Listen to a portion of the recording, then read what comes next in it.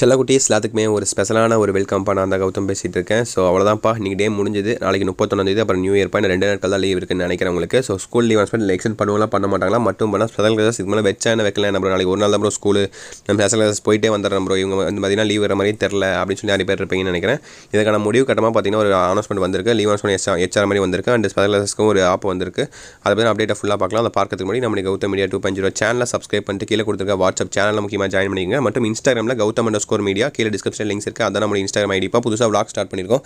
எப்படி நான் YouTube, office, fitness, influencer வாழ்க்கை எப்படி நான் மெயின்டைன் பண்ணிட்டு இருக்கேன். ஸோ நிறைய டிப்ஸ் அண்ட் ட்ரிக்ஸ் நான் சொல்லிட்டு இருக்கேன்ப்பா. சப்போர்ட் பண்ணணும்னு நினச்சிங்கன்னா இன்ஸ்டாகிராமில் போய்ட்டு ஃபாலோ பண்ணிட்டு எனக்கு டெக்ஸ்ட் பண்ணுங்கள். ஓகேங்களா? ஓகேப்பா, வீடியோக்குள்ளே போயிடலாம். சரையாண்ட தேர்வு விடுமுறை, அதாவது பார்த்துட்டிங்கன்னா நீடிப்பாங்களா நீடிக்க மாட்டாங்கன்னு சொல்லி பலருக்கும் கேள்விகள் இருக்குன்னு நினைக்கிறேன். நீடிப்பதற்கான சாத்தியக்கூறுகள்னு பார்த்தீங்கன்னா மழை காரணமாக நீடிக்க வாய்ப்புகள் இருக்குது. வருகின்ற அடுத்த வாரத்துலேருந்து மேலே மழை இருக்குன்னு சொல்லியிருக்காங்க. ஒன்றாவது. அடுத்ததாக பார்த்தீங்கன்னா பல மாவட்டங்களில் இன்னும் அரையாண்டு தேர்வு நடக்காமல் இருக்குது. ஓகேவா? 3 மாவட்டங்களில் விழுப்புரம், கடலூர், பார்த்தீங்கன்னா திருவண்ணாமலை நினைக்கிறேன். ஒரு சில பகுதிகள் நடக்கல. திருவண்ணாமலை, கடலூரும்.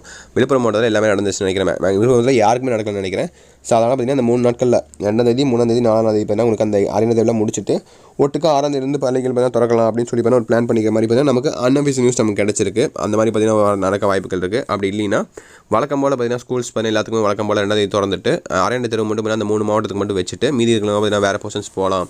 அந்த மாதிரி பார்த்தீங்கன்னா யோசனை போயிட்டுருக்குப்பா. ஏன்னா பார்த்தீங்கன்னா புது புக்ஸ் பார்த்தீங்கன்னா உடனே கொடுத்துருவாங்க இல்லையா?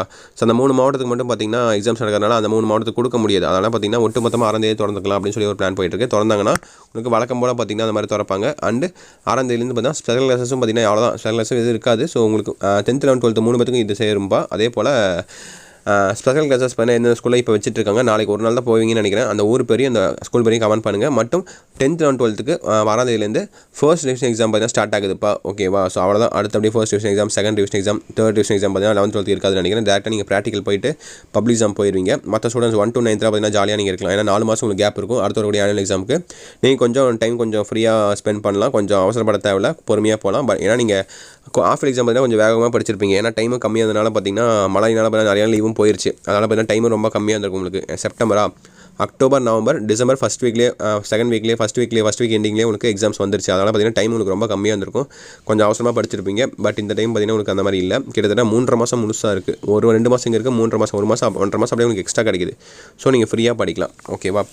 ஸோ ஓகேப்பா, லீவ் அனௌன்ஸ்மெண்ட் வந்துச்சுன்னா நம்ம சேனல்ஸ் உங்களுக்கு ஆஃபீஸில் வீடியோ கொடுக்குறேன். நாளைக்கு ஒரு லீவ் அனௌன்ஸ்மெண்ட் வர வாய்ப்புகள் இருக்குது. நாளைக்கு ஒரு அப்டேட் வரும். அந்த நியூ இயர்க்கு ஒரு அப்டேட் வரும். வந்துச்சுன்னா நம்முடைய அன்பில் மகேஷ் பொய்யாமொழி அமைச்சர்கிட்ட இருந்து அந்த அப்டேட் உங்களுக்கு அப்படியே எடுத்துகிட்டு வந்து உங்களுக்கு நான் நல்ல நியூஸாக கொடுக்குறேன். ஓகேவா? ஸ்கூல் லீவ் எக்ஸ்டெண்ட் பண்ணால் நல்லது தான்.